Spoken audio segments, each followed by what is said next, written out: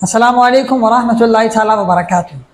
अगर आपने गौर किया होगा तो आपको मालूम होगा कि शिया और यहूदी हजरात ये दोनों एक सिक्के के दो पहलू हैं।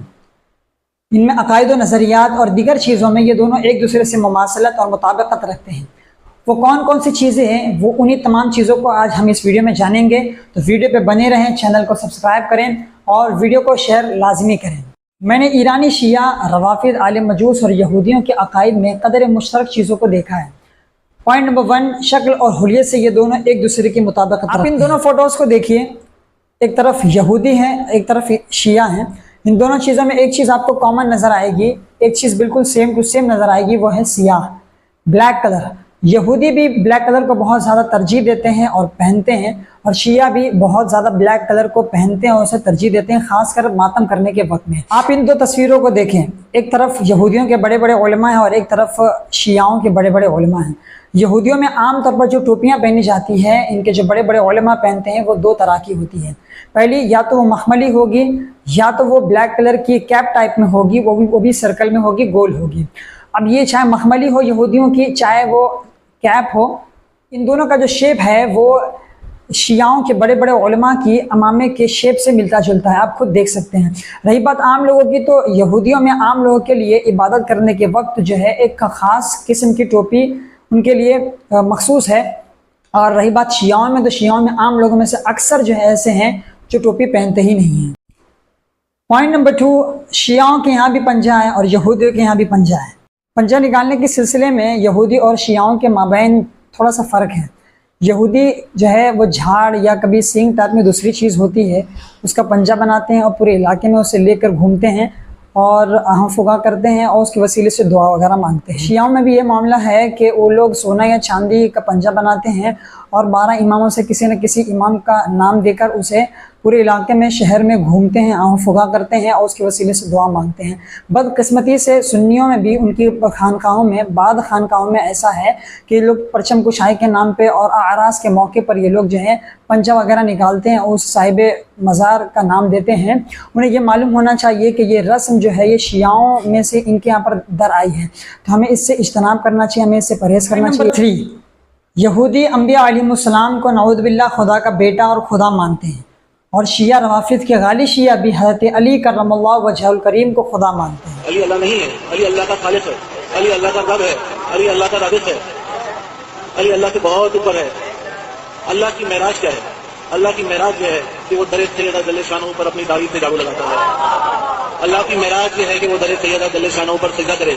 पॉइंट नंबर 4, यहूदी भी तबर्रे के अकायद रखते हैं और शिया भी इसी तबर्रे के अकायद रखते हैं, लेकिन यहूदियों के मुकाबले में शिया हज़रात इस पर बहुत ज़्यादा ज़ोर देते हैं। ये लफ्ज़ आपने उलमा से बारहा सुना होगा, और ख़ुद शिया फ़खरिया तौर पर अपने आप को कहते हैं कि हम तबर्राई हैं, हम तबर्राई। तबर्रा का लुगत में असल में माना होता है कि किसी चीज़ से बेजारी ज़ाहिर करना, किसी चीज़ से नापसंदीदगी ज़ाहिर करना।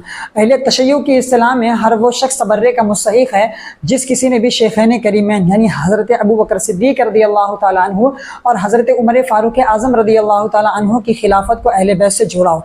हर ऐसे शख्स को ये लोग दुश्मन खुदा और दुश्मन अहले बैत गर्दानते हैं, जानते हैं, और उस पर ये लोग लान तान करते हैं, उससे बेजारी ज़ाहिर करते हैं। खुद इनकी शाख में एक शाख गुजरी है, बतरिया और अबतरिया, जिसने शेखैन करीमैन की खिलाफत को अहले बैत से खलत मलत कर दिया था, यानी उनकी खिलाफत को अहले बैत से जोड़ा था।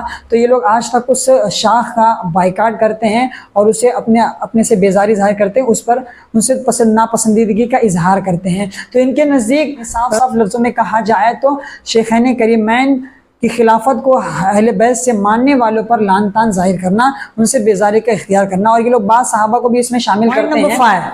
यहूदी भी दज्जाल के लिए गधा निकालते हैं और शिया हज़रात भी साल में एक मरतबा घोड़ा निकालते हैं और उसकी बहुत इज़्ज़त व तकरीम करते हैं और उसके वसीले से दुआएं मांगते हैं। पॉइंट नंबर 6, यहूदी भी गैर नबी की औलाद से निकाह हराम समझते हैं और शिया भी गैर नबी की औलाद से निकाह हराम समझते हैं। पॉइंट नंबर 7, यहूदी भी तकिए का अकीदा रखते हैं और शिया भी तकिए का अकीदा रखते हैं। तकिए का मतलब होता है कि खौफ की वजह से अपने अकायद को छुपा कर रखना। शिया उलमा का कहना है कि तकिया मोमिनीन के लिए एक पर्दा है।